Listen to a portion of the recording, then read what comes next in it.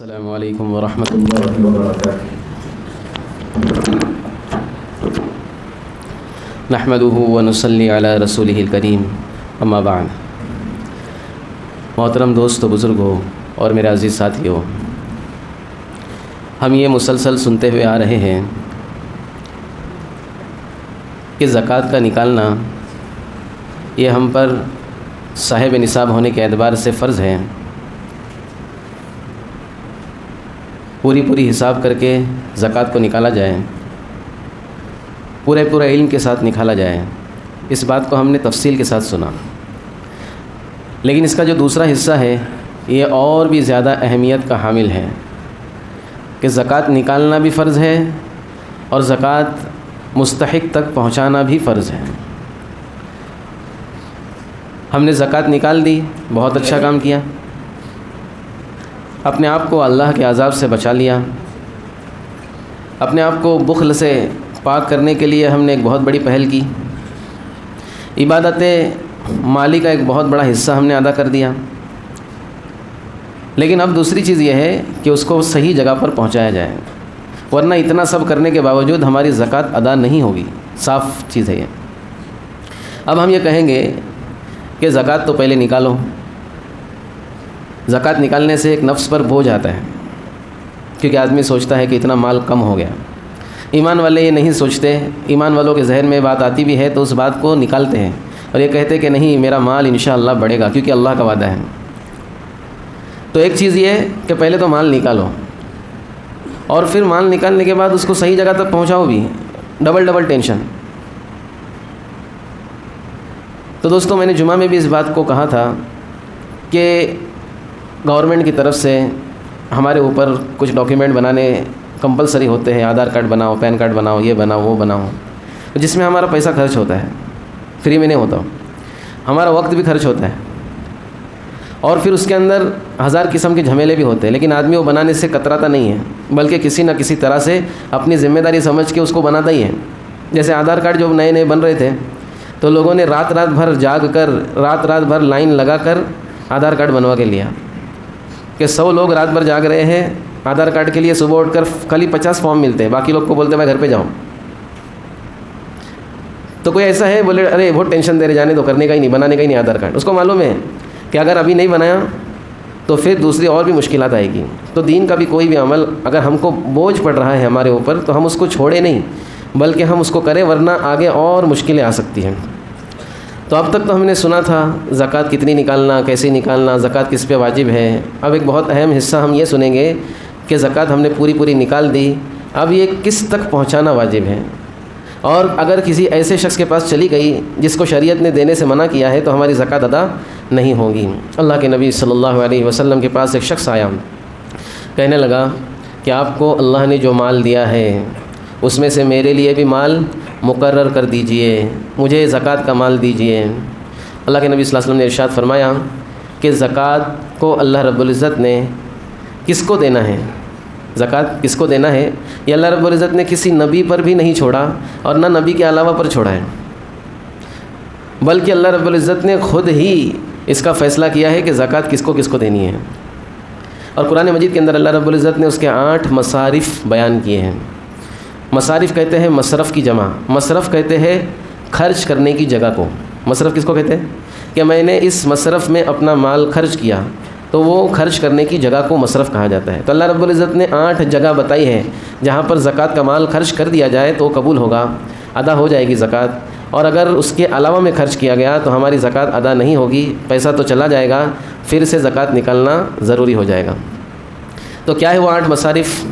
سب سے پہلا مصرف جس کو زکوٰۃ دی جائے گی، اللہ رب العزت جس کو حکم دیتے ہیں کہ اس کو زکوٰۃ دی جائے، وہ سب سے پہلے ہے انما الصدقات للفقراء، کہ زکوٰۃ کا سب سے پہلے جو مستحق ہے وہ فقیر ہے۔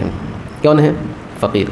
اب یہاں پر ایک غلط فہمی ہمارے ذہنوں سے نکل جائے، ہم سمجھتے ہیں فقیر وہ ہے جس کے ہاتھ میں پیالہ ہو، جس کے بغل میں جھولی ہو، اور وہ در بھٹک کر مانگ رہا ہے، مسجد کے باہر بھی مانگ رہا ہے، مندر کے باہر بھی مانگ رہا ہے، دروازے ٹھوک کر مانگ رہا ہے، دن میں بھی مانگ رہا ہے، رات میں بھی مانگ رہا ہے، بس مانگ رہا ہے۔ ہم کیا سمجھتے ہو؟ کیا ہے؟ فقیر ہے، حالانکہ فقیر نہیں ہے، یہ تو گداگر ہے، یہ ہم اپنی زبان میں کہتے ہیں بھکاری ہیں۔ اور یہ پروفیشنل بھکاری ہے. کیسے ہے؟ اور اس کی مثال اس طرح دی جا سکتی ہے کہ اگر ہم نے گداگر کو، ایک بھکاری کو دوپہر میں 12 بجے 1 لاکھ روپے دے دیے. کتنے دے دیے؟ 1 لاکھ روپے اس کے ہاتھ میں ٹکا دیے.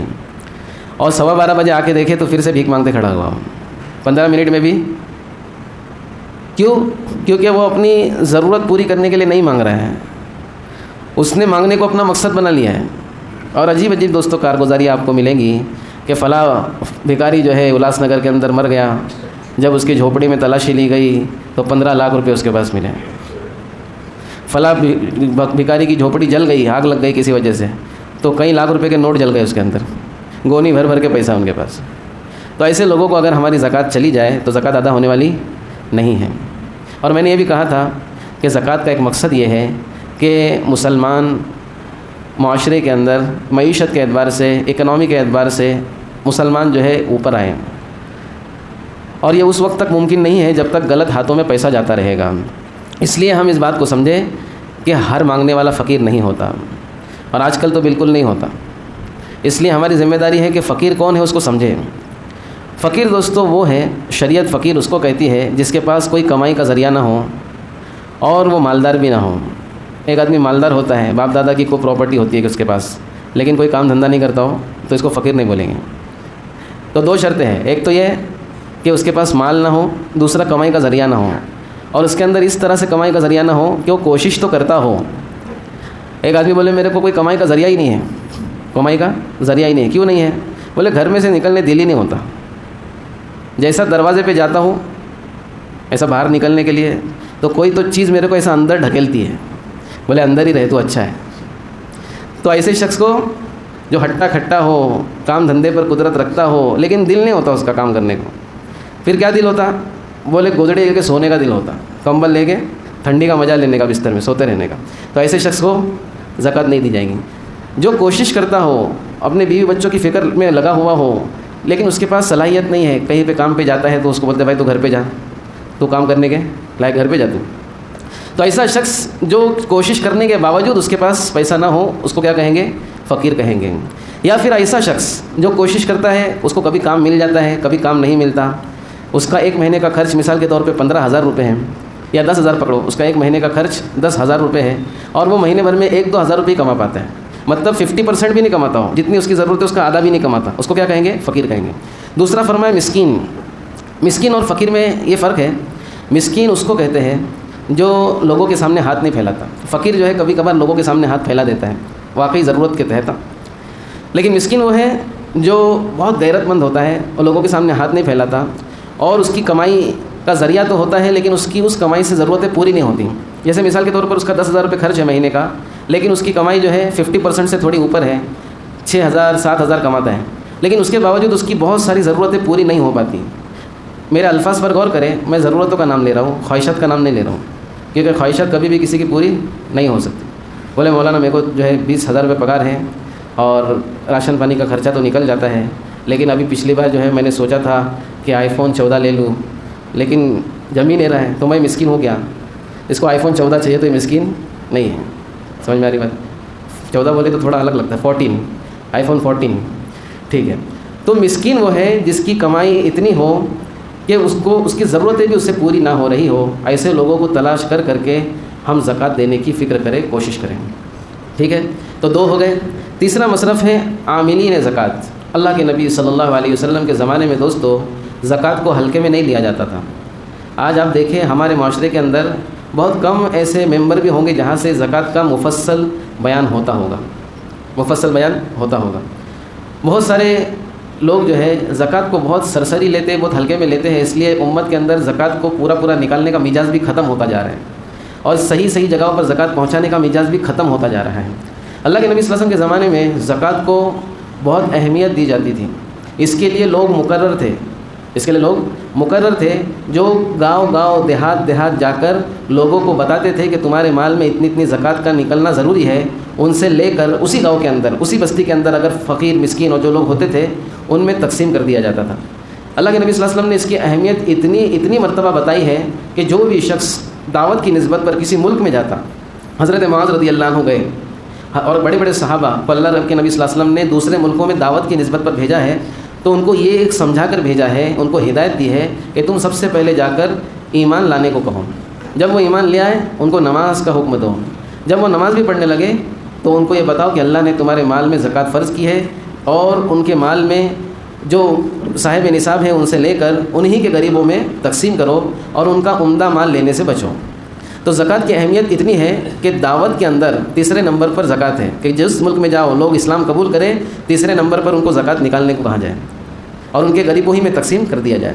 تو اللہ کے نبی صلی اللہ علیہ وسلم کے زمانے میں ہر علاقے کے لیے صحابہ کرام طے ہوتے تھے کہ فلاں علاقے میں آپ جائیں گے، وہاں کے لوگوں کو زکوٰۃ کے مسائل بتائیں گے، ان کے مال کو ایک ایک کر کے تفصیل سے دیکھیں گے، اس میں سے جو زکوٰۃ ہوں گی وہ جگہ پر نکالیں گے، اور پھر اسی گاؤں کے اندر، اسی بستی کے اندر غریبوں میں اس کو تقسیم کیا جائے گا۔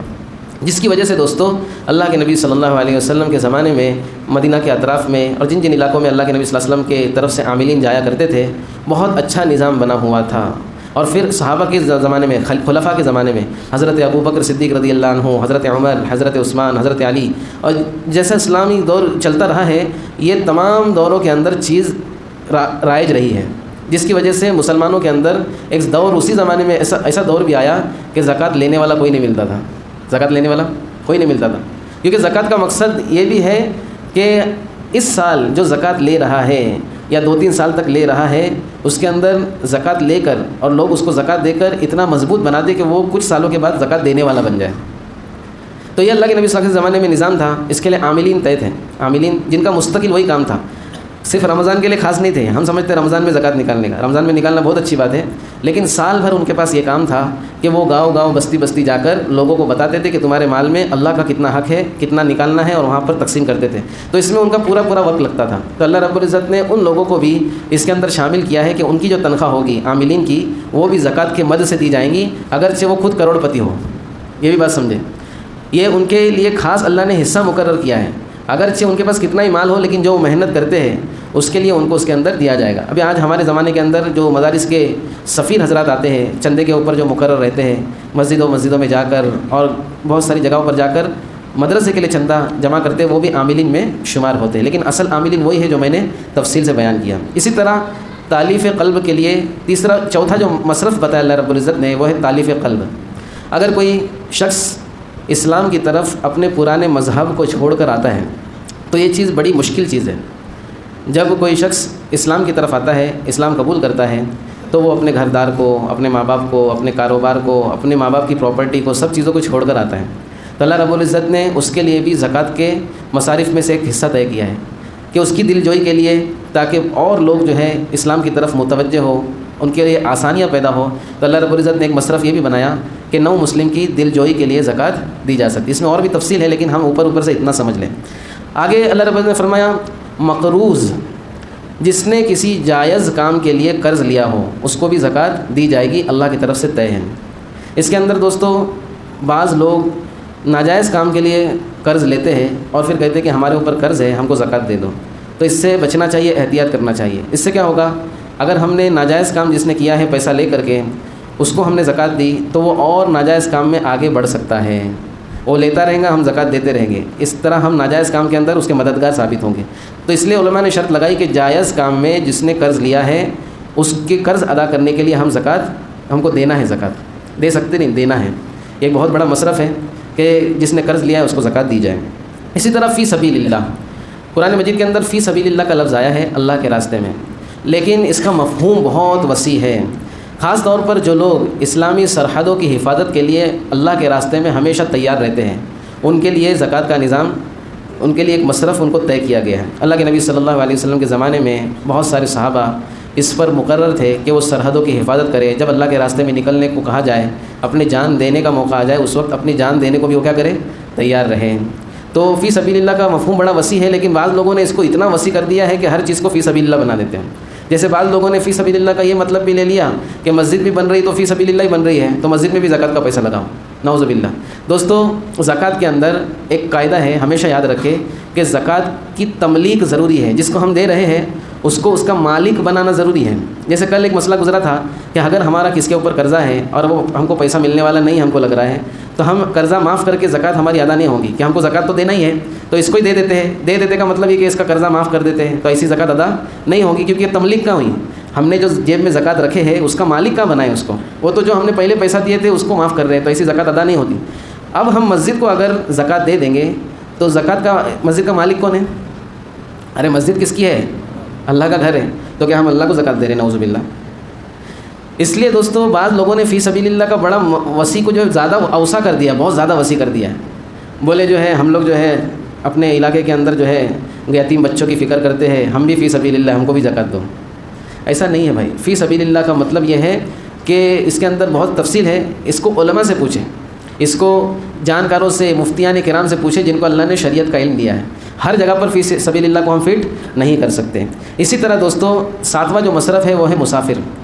مسافر اگر اپنے مقام پر اگرچہ وہ کروڑ پتی ہے، لکھ پتی ہے، لیکن سفر میں جا کے اس کا سامان سفر چوری ہو گیا یا ختم ہو گیا، یا اس پہ کچھ ایسے حالات سفر میں آ گئے جس کی وجہ سے وہ محتاج ہو گیا، حالانکہ مقام پہ اس کا اچھا خاصا ہے، تو اس کو بھی زکوٰۃ دی جا سکتی ہے۔ لیکن اس زمانے کے اندر اتنی سہولت ہے، اتنی آسانی ہے کہ اگر کوئی شخص کہیں پہ جائے، اس کا سامان گھم جائے یا کچھ پرابلم ہو جائے تو وہ آرام سے آسانی سے فون پہ، جی پے اور کیا کیا پے سے پیسے منگا سکتا ہے، تو کوئی مسئلہ نہیں ہے۔ لیکن ایسا بھی زمانہ، ایسے بھی علاقے ہوں گے جہاں پر اگر مسافر چلا گیا اور کچھ اس کا مسئلہ ہو گیا تو اس کو محتاج ہو سکتا ہے، تو ایسے مسافر کو بھی زکوٰۃ دینا یہ 7واں مصرف ہے۔ 8واں اور آخری مکاتب غلام۔ اللہ کے نبی صلی اللہ علیہ وسلم کے زمانے میں غلام والا سسٹم چلتا تھا کہ بعض لوگ غلام رہتے تھے۔ اب اگر کوئی غلام اپنے مالک سے یہ کہے کہ میں آپ سے آزادی چاہتا ہوں، آپ کو کتنا پیسہ چاہیے بولو، میں جمع کر کے دیتا ہوں، یعنی وہ اپنے آقا سے کتابت کر لیں، ایک معاملہ طے کر لیں، مالک کہیں گا ایک کام کر 2 لاکھ روپے دے تو آزاد۔ اب جو ہے یہ مکاتب غلام مالداروں کے پاس جائے گا، کہے گا مجھ کو زکوٰۃ دو، میں نے اپنے مالک سے کتابت کی ہے، میں اپنی گردن چھڑانا چاہتا ہوں، میں آزاد ہونا چاہتا ہوں۔ اب ایسے غلام کو جو اپنے آقا سے کتابت کر لے زکوٰۃ دی جا سکتی ہے، لیکن آج ہمارے اندر یہ سسٹم تقریباً ختم ہو گیا ہے۔ بہرحال یہ 8 مصارف ہے، اللہ رب العزت نے انہی کے اندر زکوٰۃ کو دینے کا حکم دیا ہے۔ اب جو ہے اس کی اور بھی تفصیل ہو سکتی ہے، اس کو جاننے کے لیے ابھی ہم سوچیں اور ہم سمجھیں کہ ہم جس کو زکوٰۃ دیتے ہیں وہ ان 8 میں سے کون ہیں۔ اگر نہیں سمجھ میں آ رہا تو پوچھیں کہ میں جس کو زکوٰۃ دے رہا ہوں کیا یہ 8 میں کسی اس میں فٹ بیٹھتا ہے؟ اگر بیٹھتا ہے تو بہت اچھی بات ہے، ورنہ نہیں دیں گے۔ اب زکوٰۃ کس کو نہیں دے سکتے؟ تو سب سے پہلا جو نمبر آتا ہے وہ غنی کا آتا ہے، مالدار کو زکوٰۃ نہیں دی جا سکتی۔ اچھا یہاں پر ایک اور بات سمجھنی ہے کہ جو صاحب نصاب ہے، جس کے پاس 7.5 تولہ سونا ہو یا 52.5 تولہ چاندی ہو یا 52.5 تولہ چاندی کے بقدر اس کے پاس ضرورت اصلیہ سے زیادہ مال پڑا ہو، جیسے میں نے بتایا 52.5 تولہ چاندی تقریباً 40,000 کے آس پاس آتی ہے، 50,000 ہی پکڑ لو۔ اگر حاجت اصلیہ کے علاوہ کسی کے پاس 50,000 روپے پڑے ہیں تو وہ ہو گیا صاحب نصاب، وہ زکوٰۃ دے گا۔ کیا کرے گا؟ زکوٰۃ لے نہیں سکتا، وہ مالدار ہے۔ اب آپ کہیں گے 50,000 میں کوئی آدمی مالدار بن گیا، تو دوستو 50,000 میں مالدار آدمی کو شریعت بناتی ہے۔ کون بناتی ہے؟ شریعت نے کہا ہے کہ یہ مالدار ہے۔ اب ہمارے کہنے اور نئے کہنے سے کچھ ہوتا نہیں۔ ایک آدمی کے پاس 2 لاکھ پڑے ہوئے، ضرورت اصلیہ سے زیادہ، وہ اپنے آپ کو غریب ہی سمجھ رہے ہیں۔ وہ کیا سمجھ رہے ہیں؟ غریب ہے۔ شریعت کہتی ہے مالدار ہے کیونکہ صاحب نصاب ہے۔ تو ایسا شخص جو خود صاحب نصاب ہو، اس کے پاس ضرورت اصلیہ سے اتنا مال زیادہ ہو کہ وہ صاحب نصاب بن گیا ہو، ایسے شخص کو زکوٰۃ نہیں دی جا سکتی۔ اگر دیں گے تو قبول نہیں ہوں گی۔ تو اس کے لیے 8 مصارف میں سے کوئی مصرف ہونا ضروری ہے اور مالدار نہیں ہونا چاہیے۔ اسی طرح کافر جو اللہ کا انکار کرتا ہے، اللہ کے نبی صلی اللہ علیہ وسلم کی رسالت کا انکار کرتا ہے اور کفر ثابت ہوتا ہے اس کے لیے، اس کو بھی زکوٰۃ نہیں دی جا سکتی۔ زکوٰۃ جو ہے صرف ایمان والے کو، مسلمان کو دی جا سکتی ہے۔ اگر کوئی غیر مسلم ہمارا پڑوسی ہے، ہمارے سے اچھے اس کے تعلقات ہیں اور وہ اسلام کے خلاف بغض نہیں رکھتا، نفرت نہیں رکھتا، بلکہ نیوٹرل آدمی ہے، اور اس کو ضرورت پیش آ جائے تو ہمارا یہ دینی فریضہ ہے کہ ہم اس کو اپنے نفلی صدقات میں سے اس کی مدد کریں۔ کیا کریں؟ نفلی صدقات میں سے مدد کر سکتے ہیں، یا ہم ایسے ہی اس کو مدد کر سکتے ہیں کوئی نیت کیے بغیر، یہ تو کر سکتے ہیں، لیکن زکوٰۃ کا 1 روپیہ بھی ہم کسی کافر کو نہیں دے سکتے، ورنہ زکوٰۃ ادا نہیں ہوگی۔ اسی طرح جو ہمارے زیر کفالت ہے، ہماری پرورش میں جو لوگ ہیں، ان کو بھی زکوٰۃ نہیں دی جا سکتی۔ سمجھ میں آ رہی بات؟ کسی کا ذمہ ہمارے ذمہ آ گیا، جیسے مثال کے طور پہ آسانی سے سمجھنے کے لیے ایک چیز سمجھیں کہ ہمارے سے اوپر جو ہماری چین ہے، ہمارے باپ، دادا، پر دادا، ان کے باپ، مطلب جن کی نسلوں سے ہم پیدا ہوئے ہیں، ان کو ہم زکوٰۃ نہیں دے سکتے۔ جیسے ماں باپ جب بوڑھے ہو جاتے ہیں، جب ان کے پاس کوئی کمائی کا ذریعہ نہیں ہوتا تو ہمارے ذمے ہو جاتے ہیں، ہمارے اوپر ڈیپینڈ رہ جاتے ہیں، تو ان کو بھی زکوٰۃ نہیں دی جا سکتی، کیونکہ ہم کو دنیا میں لانے کا ذریعہ وہ بنے ہیں۔ تو اس کو بولتے اصول، اوپر تک باپ دادا پر دادا ان کو زکوٰۃ دے دی جا سکتی۔ دوسرا ہے فروع، ہماری نسلوں سے جو نیچے چلے ہیں، بیٹا، پوتا، پر پوتا، بیٹی، یہ سب ہماری نسلوں سے جو نکلے ہیں، اصول اور فروع کو زکوٰۃ نہیں دی جا سکتی۔ بلکہ اگر مثال کے طور پر ہمارے بیٹے کا انتقال ہو گیا ہماری زندگی میں، اب ہمارے پوتے ہمارے ذمہ آ گئے، تو ان کی پرورش ہمارے ذمہ آ گئی۔ کس کے ذمہ آ گئی؟ اب ان کو زکوٰۃ نہیں دی جا سکتی، ان کو اپنے اچھے مال سے ان کی پرورش کرنی پڑے گی۔ ایک آدمی نیت کر لے زکوٰۃ تو نکلتی ہے، پوتے کو دے دیتا ہوں، ایسا نہیں ہوگا۔ تو یہ سمجھ لے جن کی پرورش ہمارے ہی ذمہ ہے، ہم ان کو زکوٰۃ نہیں دے سکتے۔ اسی طرح بنو ہاشم، بنو مطلب یعنی سید خاندان کے لوگ جو اللہ کے نبی صلی اللہ علیہ وسلم کے خاندان والے ہیں، ان کو بھی زکوٰۃ نہیں دی جا سکتی، بلکہ اپنے اچھے مال سے ان کی مدد کرنا ہمارے ذمہ ہے۔ لیکن اب سوال یہ پیدا ہوتا ہے کہ جس آدمی کو سرنیم نہیں ملتا وہ اپنا نام سید ہی رکھتا ہے، ہم سید ہے، ہم کون ہیں؟ سید ہے۔ تو ایسا منہ سے بولنے کو سید نہیں ہوتا۔ سید ہونے کے لیے اللہ کے نبی صلی اللہ علیہ وسلم سے جو نسلیں چلی ہے، بنو ہاشم کی، بنو مطلب کی، اس کا ہمارے پاس فیملی ٹری ہونا چاہیے پورا، کہ وہ اس کی اولاد، وہ اس کی اولاد، ہم اس کی اولاد، پورا ہمارا چین ملنا چاہیے۔ ورنہ ہمارے استاد کہتے تھے آج جس کو کوئی سرنیم نہیں ملا وہ اپنا سید ہی سرنیم رکھتا ہے۔ تو ایسے سید لوگ کا مسئلہ نہیں ہے، ورنہ ہم ان کو زکوٰۃ بھی نہیں دیں گے اور ان کو مدد بھی نہیں کریں گے، بیچارے سید ہونے کی وجہ سے بھوکے مر جائیں گے، ایسا نہیں ہے۔ بہرحال ان لوگوں کو زکوٰۃ نہیں دی جا سکتی۔ تو آج ہم نے بہت اہم مسائل سمجھے ہیں۔ زکوٰۃ کن لوگوں کو نہیں دی جا سکتی، کن لوگوں کو دینا ہے، یہ اللہ رب العزت کی طرف سے طے ہے۔ ابھی ہم اس کی فکر کریں کہ ہمارا مال صحیح جگہوں پر جائے۔ ابھی ایک اعلان تھا، یہ بات تو ختم ہو گئی، اللہ ہم کو عمل کی توفیق دیں۔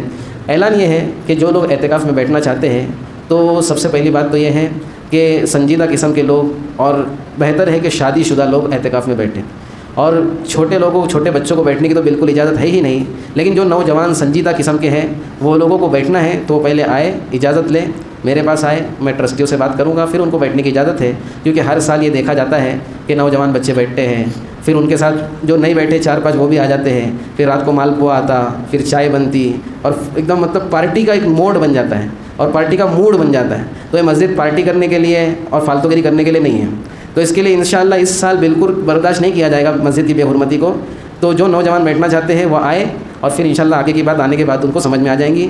اگر 2-3 آدمی بھی بیٹھتے تو کوئی مسئلہ نہیں ہے، ضروری نہیں ہے 10-15 لوگ کو بٹھانا، 2-3 ہی بیٹھے، لیکن ایک دم اچھے سے اعتکاف کرے تو انشاءاللہ ہمارے محلے کی طرف سے اعتکاف ادا ہو جائے گا۔ اللہ رب العزت عمل کی توفیق دے۔ سبحان اللہ۔